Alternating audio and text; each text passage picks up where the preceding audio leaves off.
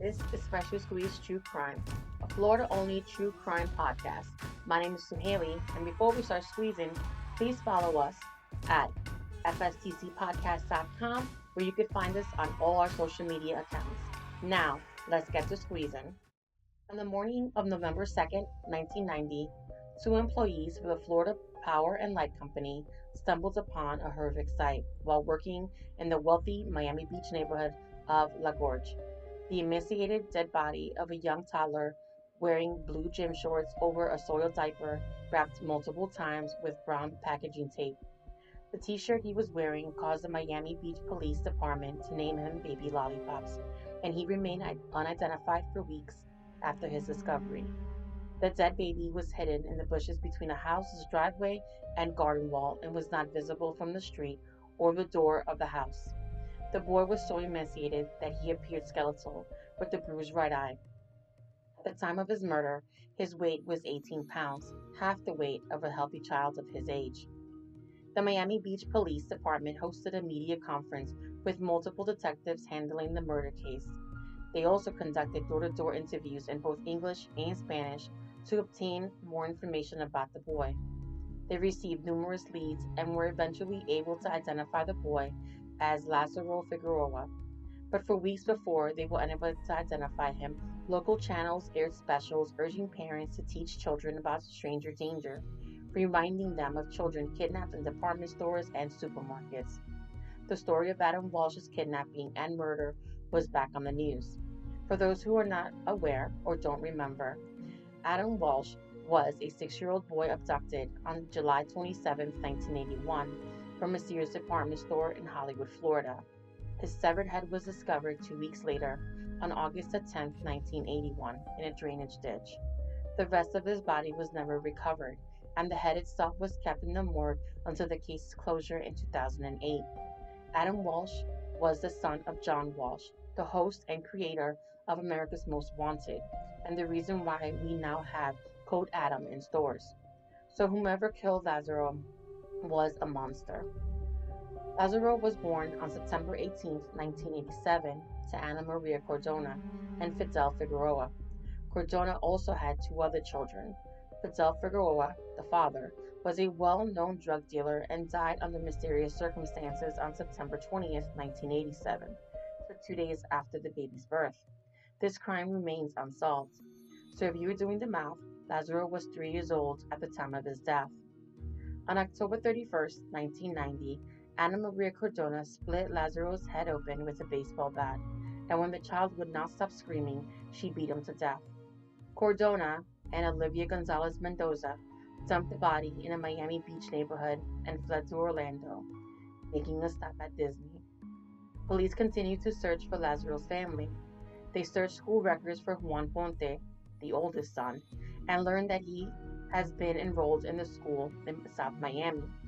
They eventually received information that Juan was at school in St. Cloud near Orlando. On December 6, 1990, detectives along with two Osceola deputies went to the school and waited for Anna and Olivia to pick up Juan. After the stop, Olivia became very aggressive. Detective Santiago told Anna that Lazaro was dead, and she began to cry. She told him that she had left Lazaro with, quote, some lady. The two were arrested and taken to the sheriff's office. The detectives proceeded to take a formal taped recorded statement 7 hours after Anna was arrested. On January 11, 1991, Cardona was indicted on first-degree murder and aggravated child abuse. So who was Ana Maria Cardona? Ana Maria Cardona was born in Havana, Cuba, to a poor single mother whom she says was often abusive. Before she arrived in Miami, Cardona had a difficult life under the Castro regime. Her father abandoned the family. She first met him by chance on the street when she was 6 or 7 years old. Her mother often told her she was, quote, damned or stained, going so far as to tell Anna she was not her daughter. Anna struggled in school and had to repeat grades. Officials placed her in a residential school, but she never made it past the 4th grade. At around 10 years old, she was sent for tutoring, but the tutor's cousin sexually assaulted her. When Anna told her mother, she refused to believe it. Anna left and went to live with her aunt.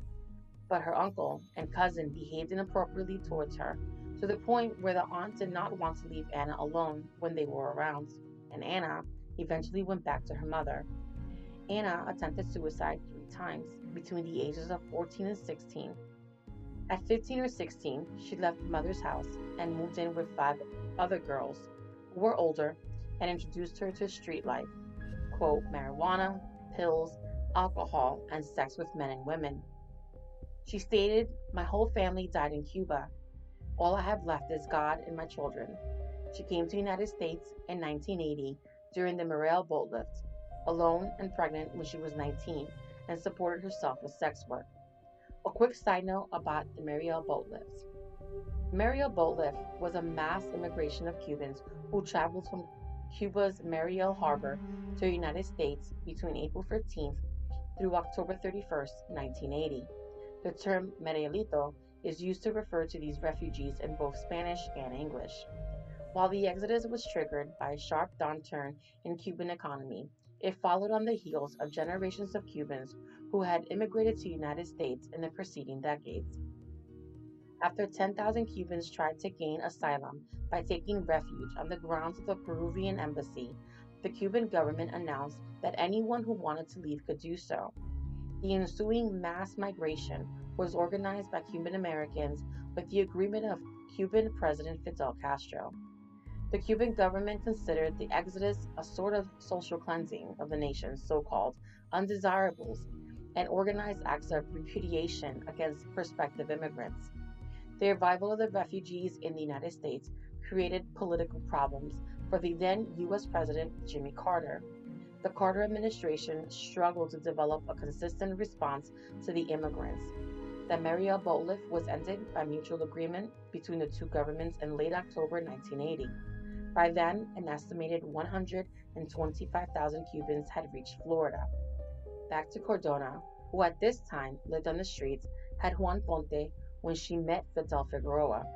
Anna became the girlfriend of Fidel, and in 1985, she had another child, a girl named Tahimi. Fidel was a successful drug trafficker in Miami, and soon Cardona started using cocaine. Before she knew it, she was addicted. Fidel made enough money to support Cardona and the children, and the family lived well. After years of poverty and struggle, Fidel's drug problem provided a life like she'd never imagined: a maid, a penthouse apartment at the charter club, expensive cars. Fidel was gunned down in August 1987, and Lazaro was born a month later. Fidel left a $100,000 estate, which Cardona quickly squandered on drugs, alcohol, and parties.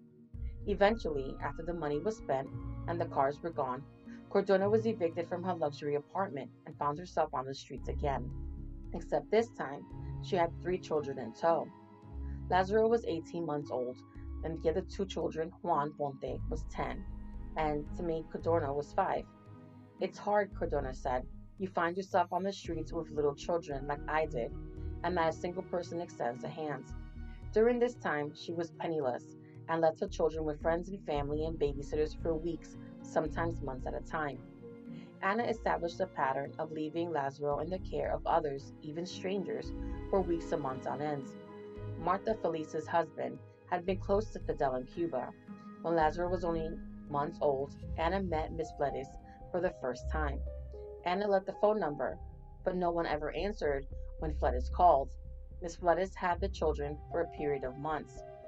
Anna also left her children with Carlos Lima for weeks or months at a time.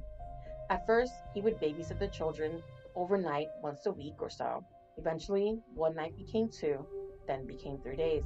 Then Anna told him she'd been evicted, and he offered to take in all 3 children. At some point, Anna retrieved Juan, but left Tahimi and Lazaro in Lima's custody. She left him a beeper number, but she did not respond for weeks on end. In July 1988, Anna asked Susie Hernandez to babysit Lazaro and Tahimi for the weekends. Miss Hernandez had never met Anna, but her boyfriend had been friends with Fidel Figueroa, and she had seen Anna at Fidel's funeral. Anna did not return to pick up the children. By August, she still had not returned. In early September, Hernandez contacted Carlos Lima to discuss what to do about the children. They decided they would have to turn the children over to the Department of Health and Rehabilitative Services. Afterward, Ana called Hernandez and asked that she and Lima go to court to help her get her children back from the HRS. They attended the hearing, where the judge placed the children back in custody of Lima and his mother. In October or November, however, HRS gave the children back to Ana. Even after this, Ms. Hernandez continued to babysit the children. In November, she babysat Juan, Tahimi, and Lazaro at Ana's apartment in Hialeah. She babysat on several other occasions after HRS returned the children to Ana, sometimes for weeks at a time. Hernandez cared for Lazaro and Tahimi over Christmas and New Year. Nothing is known of their whereabouts before September 1990.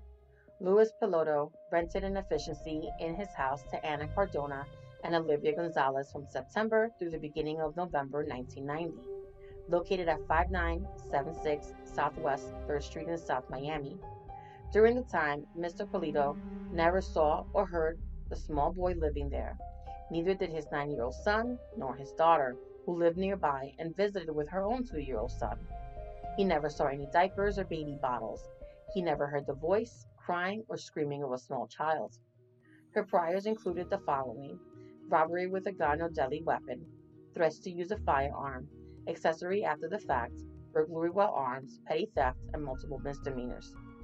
Approximately 18 months before the baby boy's ultimate death, Cardona, 49 at the time of the incident, met Olivia Gonzalez Mendoza, 24, at a nightclub in Miami Beach in March 1989. Cardona was an attractive and confident woman, partied too much, drank too much, and used cocaine. Gonzalez was definitely smitten. The two began a relationship. With no other place to turn, Cardona and her children moved in with Gonzalez. While Gonzalez was at work, Cardona was at home with the kids. When the other two children were in school, Lazaro was home alone with his mother.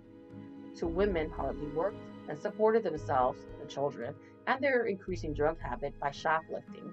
Cocaine usage increased and turned into crack cocaine usage. It was at this time that Cardona began the horrific and frequent abuse of Lazaro, as she blamed him for her fall from wealth. Dade County Medical Examiner Dr. Bruce Haima testified to the following in his autopsy report. Lazaro had a fresh tear to his corpus callosum as a result of a head injury that occurred hours to days before he died. Corpus callosum is a large bundle of more than 200 million nerve fibers that connect the two brain hemispheres. It permits communication between the right and left sides of the brain. Also injured was his brainstem. The police concluded that he died from a fractured skull, later known to be the result of a baseball bat blow.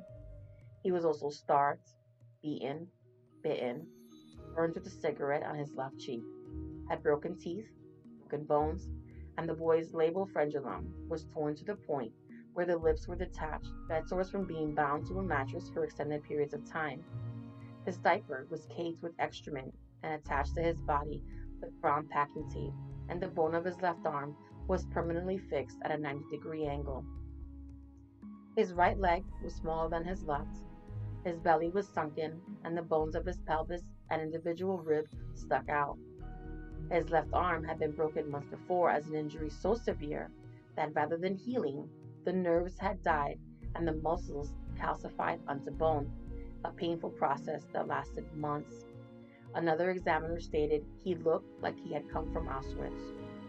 Weighing only 18 pounds at the time of his death, Lazaro was starved, malnutritioned, anemic, had untreated meningitis, spinal cord damage, and was dehydrated. The majority of his body were bruises and scars, which were the result of long-standing injuries from the months preceding his death. Evidence presented at the trials demonstrated that Lazaro experienced 18 months of severe torture, pain, and abuse while he was alive. Remember, I said he was 3 years old. That means he suffered this torture for half of his life. They stated he was dying from the extreme abuse and neglect he suffered at the hands of these pieces of trash, even before he was fatally beaten on that Halloween day. The medical evidence of child abuse by the Dade County Medical Examiner was described as the worst he had ever seen in his medical experience. The introduced medical records available showed that at approximately 11 months of age, he weighed 20 pounds, yet only 18 pounds at the time of his death, at nearly 3 years old. The evidence indicated that the victim had suffered more than child abuse and was actually tortured during 18 months preceding his death. Medical evidence indicated that the victim was kept in bed for such long periods of time that he developed bed sores, particularly on one side of his head. Altogether, Haima cataloged 43 injuries, categorizing them as hours, days to weeks, and weeks to months. The evidence showed a slow, methodical torture, which the defendant knew would ultimately cause death sooner or later. On February 14, 1992, Olivia Gonzalez Mendoza changed her previous entered not guilty pleas to guilty in exchange for a reduced charge of aggravated child abuse and second-degree murder in exchange for a lighter 40-year sentence. While admitting she played a role in her girlfriend's abuse of Lazaro, she was able to lay the majority of the blame on Cardona for Lazaro's eventual death.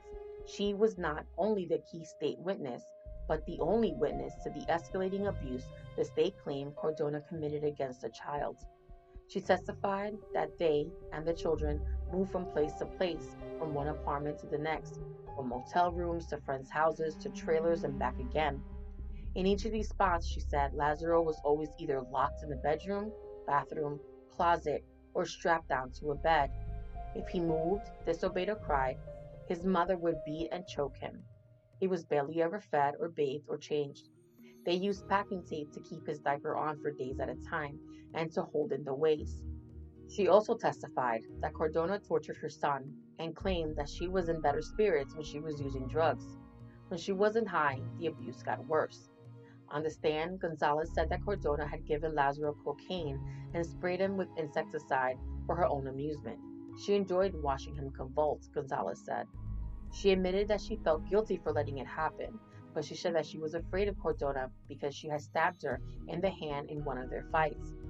However, Gonzalez Mendoza gave inconsistent stories as it pertained to the events of October 31st, 1990. Story 1 goes as follows. On October 31st, 1990, Cardona got pissed off and she hit Lazaro with the bat over the head because Lazaro was slow in taking off his diaper. Gonzalez stated that Cardona struck Lazaro with such force that a hole was opened up in his head. His head had been cracked open, per her words.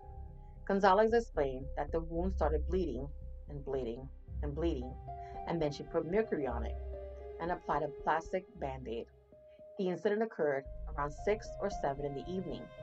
Afterwards, Cardona locked the little boy in the closet where he had been confined for the last 2 months. Story 2 goes as follows. Gonzalez reports that on October 31st, 1990, she worked from 1 p.m. to 7 p.m. at a factory. This information was verified. Gonzalez reports that she arrived home at approximately 8 p.m. She reports that she came straight home because she had promised the kids to take them out for Halloween, aka trick-or-treating. According to Gonzalez, when she arrived home from work, everything was as usual. Sammy and Juanito were getting dressed to go out for Halloween. She noticed that Lazaro was in the closet, gagged and bound, but had no noticeable injuries. Gonzalez reports that she did not notice anything unusual because Lazaro was always tied in the closet. When Tahimi, Juanito, and Gonzalez returned home, Cardona was still home, was in bed watching television, and Lazaro was still in the closet, as usual. At trial, the story goes as follows. Gonzalez came home from work, opened the door to the closet to see the boy, and started screaming because his mother was coming from behind her, and he was frightened of her. Gonzalez confronted him with the bat. She told him she was going to hit him if he did not shut up, but Cardona grabbed it from her and stayed with it. When Gonzalez thought she was going to put tape over his mouth and put him back in the closet again, she went to go take a bath. When Gonzalez came out of the bathroom, Cardona stated she believed she killed him. Gonzalez went running, looking for him. He was laying down in the closet looking up, with a piece of paper in his mouth. She tried to revive him. She grabbed alcohol and water and poured it over his head. She tried to pick him up, but it didn't do anything. He stayed immobile. That's when Cardona took him, got him dressed, put tape around the pamper, wrapped him in a bedspread, and told Gonzalez that they had to dump him. Gonzalez told her about taking him to the hospital or something. Cardona told Gonzalez whether she was crazy or a snitch. Cardona went out first to see whether there was anyone out there. Gonzalez states she was terrified and frightened, She should never have thought of such a thing. She was frightened by her and the attitude she had. Gonzalez climbed into the car with her and drove for some time. She had no fixed place to go. She went towards the beach. She drove by Alton Road and was told to stop at Cardona. Cardona took the child out of the bedspread and left him in front of the mansion. Gonzalez stayed in the car. Gonzalez states she did not know where Cardona had placed him. When Cardona learns that the child's body had been found, Cardona, Gonzalez, and the children fled to the Orlando area and then to St. Cloud, where they were later arrested. Gonzalez was never impeached with most of the details regarding these contradictory testimonies of the events of the day the little boy died. The state's position at the trial was that although Gonzalez participated in the abuse of Lazaro, she did so at the behest of Cardona. In closing argument, the state emphasized that Gonzalez was not involved in the abuse in the last 2 months. Now, pull over and be ready to be fucking pissed. AF. She was released on January 1st, 2008. That's right, this piece of garbage only served 15 years of her original 40-year sentence. The first trial for Cardona. Despite claims by neighbors and other individuals that Cardona was abusive towards Lazaro, she consistently denied it. One after another, friends, neighbors, and landlords testified, backing up Gonzalez's story. Lorenzo Pons, who had allowed them to live in his trailer, told the court he saw Cardona beat Lazaro with a shoe, that he was kept locked in the bedroom or strapped to the bed, while the other children were allowed to roam freely and play outside. Sandra Ruggles, who worked at one of the hotels where they stayed, testified that she saw Cardona beat and drag Lazaro by his left arm on more than one occasion, the same arm that had been broken so badly that the elbow fused at a 90-degree angle. Carla Venturano, who lived at the same hotel as them for a time, described how Lazaro was kept strapped to the bed, how his mother punched him and pulled his hair. Cardona's main defense was that it was Gonzalez who had beaten Lazaro and delivered the fatal blow with the baseball bat. It should be noted that this is not the story she provided police when initially arrested. She stated the baby had fallen out of his crib, and when asked why he was left in the Miami Beach neighborhood, she stated she hoped that a new family with money could attend to his needs, as she couldn't. Cardona attested that she wanted to escape the pain of her son's horrible beatings at her girlfriend's hands, and so she sank into cocaine use to cope. To support claims on the influence of her past in the case, her defense presented the court with evidence about her unsettled Cuban upbringing and the psychological devastation caused by the death of Lazaro's father. According to prosecutor Reed Rubin, however, Cardona was angry and spiteful from the death of her wealthy children's father, as she had lost a luxurious lifestyle. Her entire defense was built on Gonzalez being the perpetrator. Throughout the trial, Cardona labeled Gonzalez as a murderer and as a monster who forced her to succumb to a sexual relationship with her in exchange for food and shelter for herself and the children. Defense attorney Stephen Yermish remarked she was in an abusive relationship she viewed as inescapable because she was being provided for. Judge David L. Tobin described Lazaro's long-standing abuse as the most heinous, atrocious, and cruel of all times. On April 1st, 1992, Cardona was found guilty of first-degree murder as well as aggravated child abuse. The jury, by an 8-4 majority, sentenced her to death based on the condition of her son's body, becoming the first woman to be sentenced to death in Florida for killing her own child.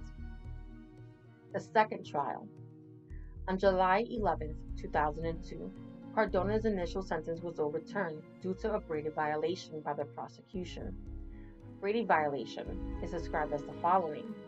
The prosecutor must disclose evidence or information that would prove the innocence of the defendant or would enable the defense to more effectively impeach the credibility of government witnesses. Evidence that would serve to reduce the defendant's sentence must also be disclosed by the prosecution. The claim is that the prosecution had failed to allow defense attorneys access to interviews with Gonzalez Mendoza, and the Florida Supreme Court granted her a second trial. During her interviews with police, Olivia Gonzalez had confessed that she had lied to investigators, that she had hit Lazaro on the head with a baseball bat, and reluctantly admitted that the blow was so hard that there was a possibility it might have caused his death. Before her second trial started, she was offered a plea deal, but quote, I refuse. I won't sign a paper that says something I didn't do. I am prepared to die defending my integrity. Let the truth come out. It's not about saving my life, it's about the truth. At the second trial in 2010, prosecutors focused their attention on Lazaro's physical condition and the abuse he had suffered at the hands of his mother. In the second trial, she stood by the defense's theory that Olivia Gonzalez and Gloria Pai were responsible. The defense argued that Gonzalez had given Lazaro over to Gloria Pai to take care of him, and that he had been in the babysitter's care during the last months of his life. In her statement to police, Gloria Pai had given details about the baby's taped diaper, details that had yet not been released to the public, as well as a confession of throwing Lazaro against a wall. Statement from their landlords that they had not seen Lazaro in the apartment where the family lived, although they had seen the other two children, supported the defense's theory. However, Gloria Pai was a mentally handicapped 14-year-old girl. During the trial, Gloria Pai retracted her confession and maintained that she was innocent, emphasizing that she had never cared for or met Lazaro when the defense positioned that in the days leading up to his death, Pai was looking after him. The jury requested that the confession be reread during the deliberation for the verdict. However, the jurors discounted Pai's testimony because there was not enough evidence to suggest that Lazaro ever stayed at Pai's residence. State prosecutor Kathleen Potler described the confession as a diversionary tactic used by Cardona's defense team.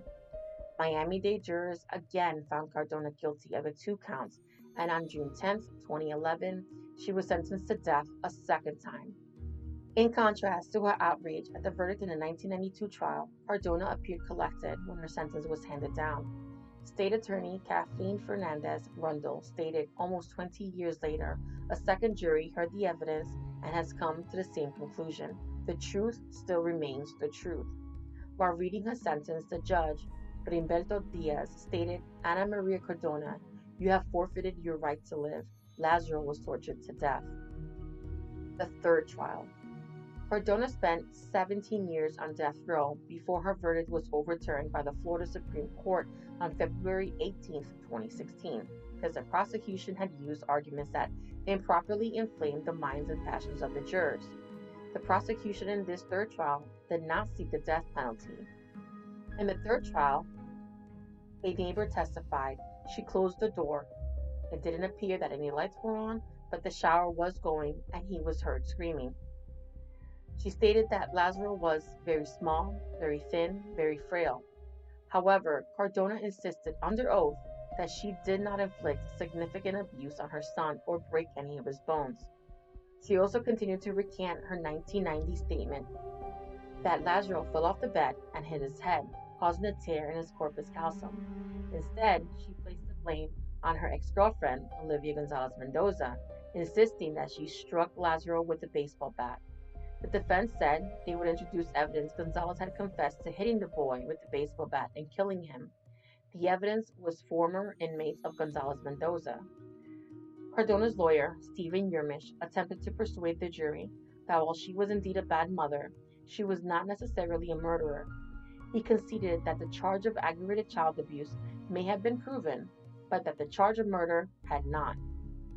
On December 14, 2017, the jury took less than an hour to find Cardona guilty of first-degree murder and aggravated child abuse for a third time.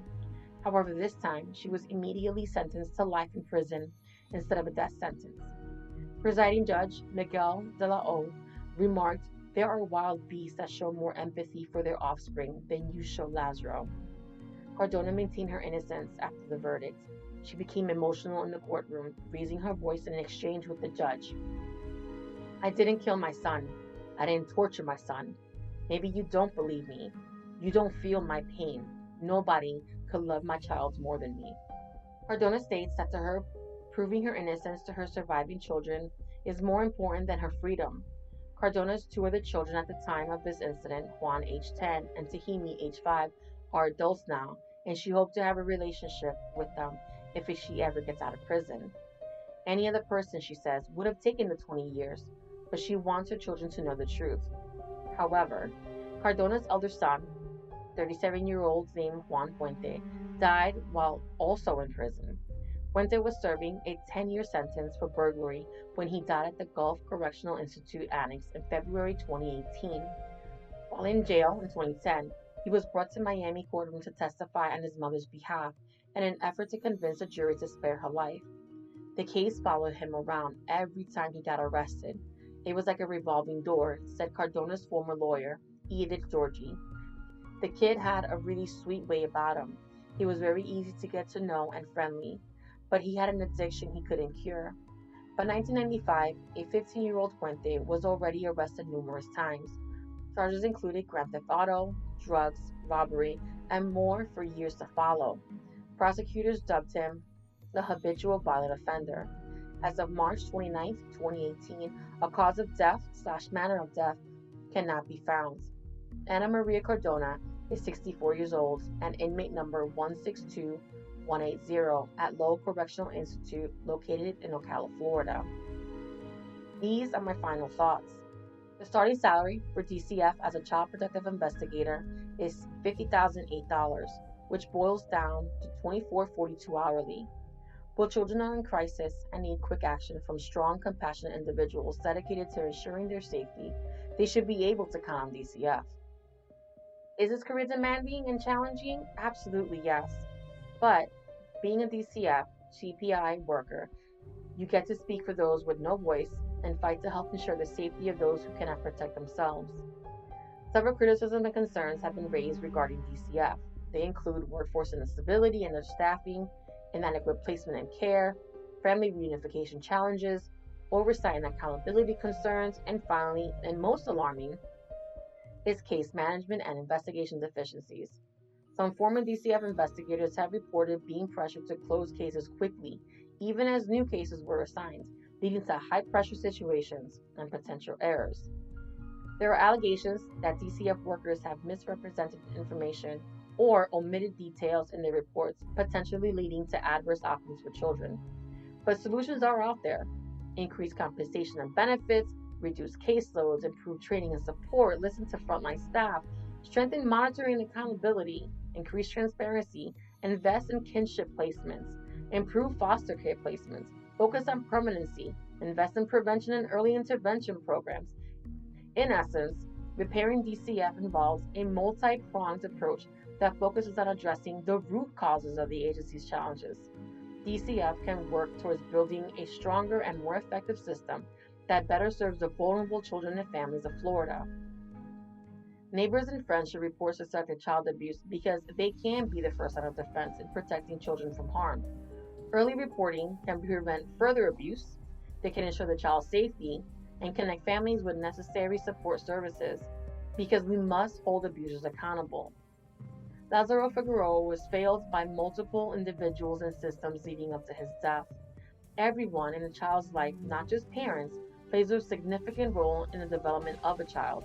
From family members and educators to peers, coaches, and community members, each interaction and experience shapes a child's growth. A child's life is a tapestry woven with threads of various relationships, each contributing to their own and understanding of the world. This is Freshly Squeezed True Crime. Thank you. You can find us on fstcpodcast.com, Facebook, Instagram, Twitter, TikTok, and listen to us wherever you listen to your podcast. This episode was squeezed to perfection. Goodbye.